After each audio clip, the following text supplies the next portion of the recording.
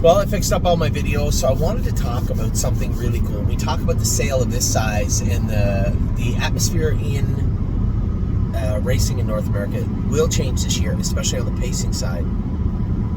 So, I guess we'll start with the trotting side. Tactical Landing obviously had an unbelievably strong year in both the rookie and the sophomore division.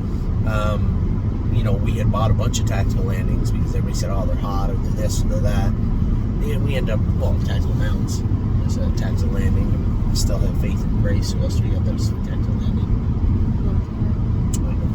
But again, a lot of people will be looking for those broodmares also. So the Tactical Landing is taking a bigger market share this year.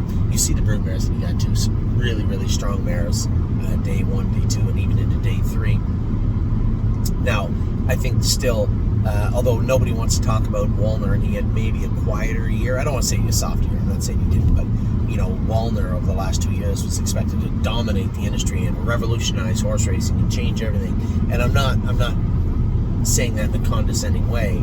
It just didn't happen right this year. Very good horse, still got a ton of good mares. Will make a huge splash again and again, year over year, for the next little while. But he didn't dominate in horse racing this year.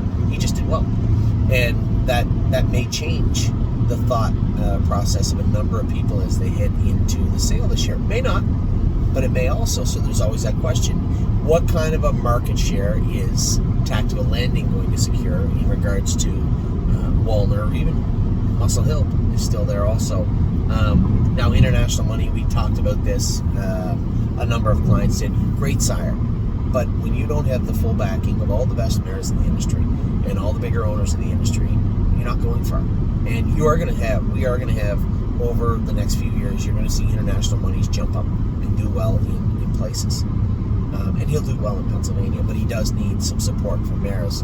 I don't think that in year 1 they thought he was going to do as well as he did. And now you're not going to see those horses, those rebreedings or new breedings, come up until next year at the sale. So next year will be a great year to get your giant shopping bag out for international money, because there could be a good spot for him. This year, the horses I looked at, nice horses, but no, oh my God, we got to have this one, or we got to have that one. We only looked at 2 consignments, and almost every video and every page and every horse in the Lexington sale catalog, but only 2 consignments. And I thought there was a number of horses that looked good that surprised me, and a number of horses that didn't look good that surprised me also. But for right now, the storylines are the market shares, right? There's only so much money that goes into the sale, in any sale, this one, Harrisburg. When you look at the industry as a whole in North America, there's only so much money that comes in every year. Now, I said to Amy, I heard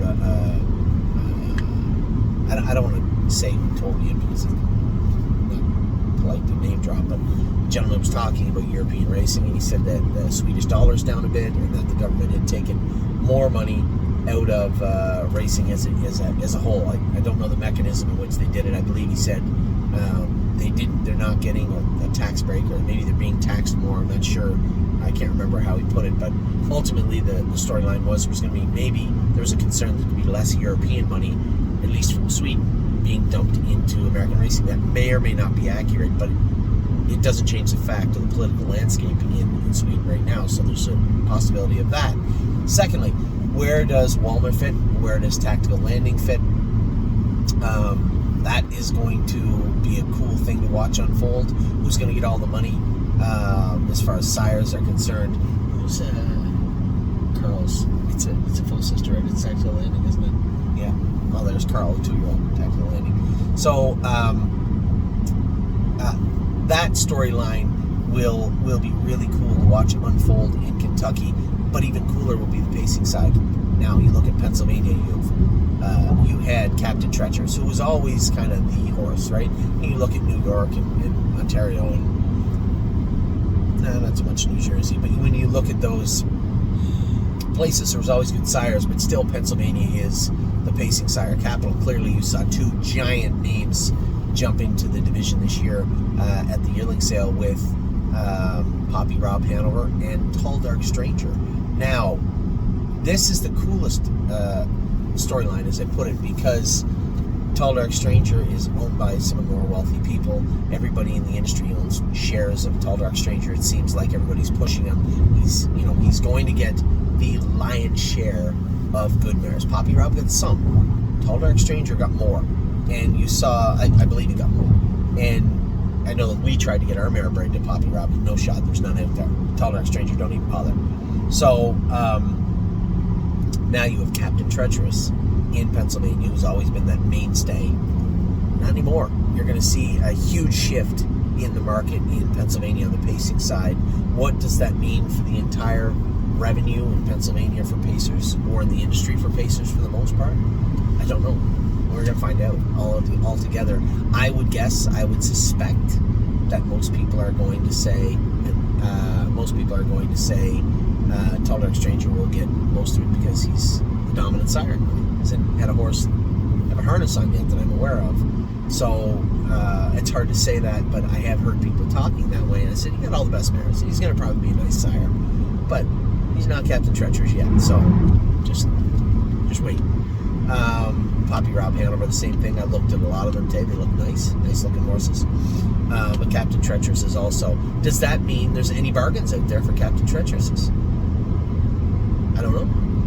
I have no idea.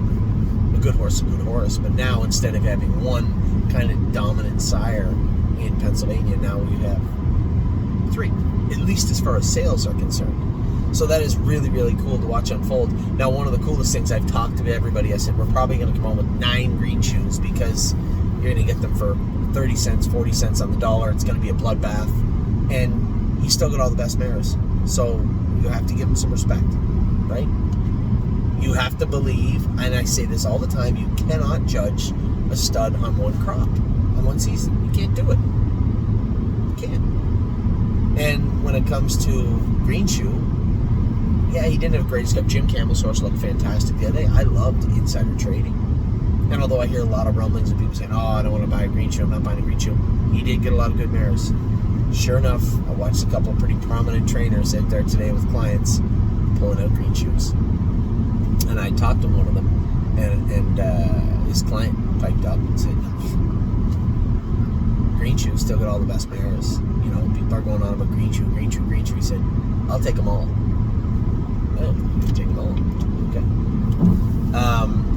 Okay. Is everybody thinking the same thing? This happened 2 years ago. If you remember, I told everybody the first year they had Green Shoe, he's going to take the market away from Father Patrick, and Father Patrick might be the place we want to be. And I think the first 4 that we had marked by Father Patrick went for like 100, 120, 130. Never got our hand up.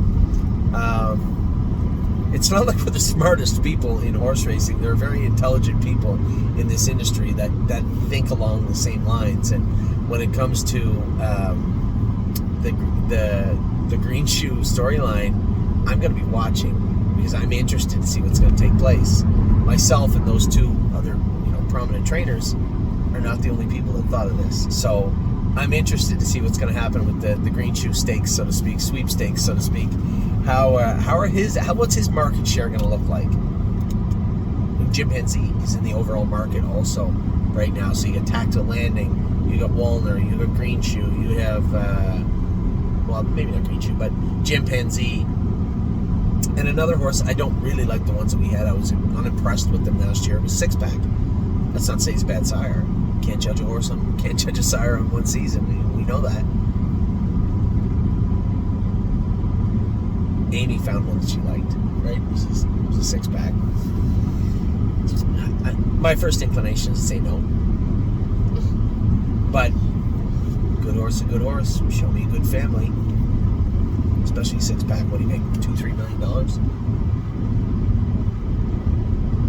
I'm going to look. I guess the most important thing that we all need to realize is that we need to go into the sale with an open mind, right? I'm not a fortune teller, right? I don't have a crystal ball. I can't tell you what's going to happen, and I don't want to be so myopic that I'm looking at one thing when I should be looking at everything. And that's exactly what we're going to do. So we have a number of ideas and a number of storylines moving forward. Remember, we're not like everybody else. I might bid on 200 horses in Lexington. It's not a joke. We because we have limits. We're only gonna, this is what this horse is worth. This is what this horse is worth. You guys know what we do. Whereas other people are out there trying. I like hip number 46 and 61 and 72. So do I. Like them all. So some other people might go their list of 20, 30. I go their list of 500. And I feel that's the best way to do it. I think that value is the best barometer. I think if you take your job seriously and you're any good at it, and you can price the horses that are going into sale, what they should be worth, what they might be worth, then it shouldn't be that hard to set a number on those horses. So the storylines are real cool. I don't want to go through a ton of these with you guys, but I thought it was interesting. Of my short list, I think I only had 5 horses on that list. I'm not going to sit through some highlights of day one real quick. I will do a much more in-depth video that will only go to our clients, because obviously you're the ones that are potentially buying these horses with us. I will tell you that another chunk of the buckets has been bought up again tonight. And I still have a couple of people to talk to. So the landscape financially of the sale is going to change dramatically as we head closer to the sale. And I want to make sure that everybody has an opportunity. Because even if those buckets are bought up by bigger clients, there's some horses they don't want in there. And what I'd like to do is have a real quick roll call, who wants what, and then put those shares out to you as quickly as I can. That's what I want to do. I want to go back to getting them out quickly. And that's probably what we're going to try to do. But if the buckets are sold out, then the people inside those buckets will get first opportunity, as they always do. So I'm also watching that as we head into the sale. I want to see if there's a couple of horses that really caught my eye. Yeah, I don't want to bring this filly up because I really like her, but number 12 I thought was really interesting looking filly. She is a Father Patrick early in the sale, and I couldn't figure out why until I pulled her out of the stall. Man, she looks really good. Here's a Poppy Rob Hanover I thought looked really nice too, but a little early in the sale, might go for a little much for what we're thinking of, spending. So number 22, Rob by Force, I thought was a pretty good looking individual. Nope, not going to talk about him. Which one's this one? This is the Propulsion, number 31. I thought looked pretty good. Looked like he paddled a little bit left front in his paddled a tiny bit in her video, but overall a really good looking filly. This is Up Your Dio's sister by Propulsion. So again, you're talking about residual broodmare value. That also is a huge storyline, right? When you look at a horse, there are 2 worths. There's how much is that horse potentially worth right now to me as a potential racehorse, and what exit strategy, revenue, so to speak, what value does that horse potentially have as a broodmare moving forward, looking at the pedigree page. So a lot of these fillies will carry much higher. 31 will probably go really high because of Up Your Dio. If that was a colt by Propulsion, again, first crop sire, there's not really enough of them in the sale to take a real bite out of anybody. A lot of people curious and interested. A very good horse in his own right. It looks like he's made some nice horses. So Propulsion, another storyline. Is that going to take... I don't think there's enough there to take a big chunk, but maybe a little bit. And what's a horse like this worth? Probably a lot of money. Find me another one here that we liked. That was from today. Also, that was a Walner. A couple of Walners I thought looked really well today also. And I like that guy too. He was a Muscle Hill. So we had a pretty good look. Obviously, we're going to drift into the lane of trotters more than pacers, but at the same token, looking for that value, right? If we can buy some fillies with some pedigree, looking for some residual broodmare value, right? It's never an insurance policy, but it does help a little bit, right? When you got a horse like Hornplayer, didn't really turn out to be a great filly, but does have probably quite a bit of worth right now, being Alarm Detector's sister by Tactical Landing. Probably some worth there. Beautiful, big, strong filly. Otherwise, you're just looking at the market to see what she's worth potentially to a broodmare firm. And I just think it's a better way to go. So all these storylines are always drifting along. They're always there. What are these horses worth? Any fillies as a potential broodmare? What about the first crop sires? Is there going to be any value found in Propulsion, Chimpanzee, Poppy Rob Hanover, Tall Dark Stranger? Some yes, some no. the placement of the sale. Does that play a role? Because I see there's a couple of horses in here. I didn't really think pedigree-wise we're deep enough to be that far in, that close to the start of the sale, but they are. That's how we ended up with Bomb Hugger. And that's how we'll probably end up with some of these horses also. And then obviously the storyline for me is the financials of the stable. What does the stable look like for the stable? Us. What does the sale look like for us? What are we going to do with that? You know, last year we bought a ton of horses. We're not doing that this year. Probably going to end up between 9 and 12. Spread over, you know, I think I know who our expensive horse is going to be. Amy actually picked the horse out. Was the one that brought it to my attention. Wasn't on my original list. What a beautiful colt. It's a colt, trotting colt. That's as much as you're going to get out of me. I believe that we have our you know, that premium bucket horse picked out.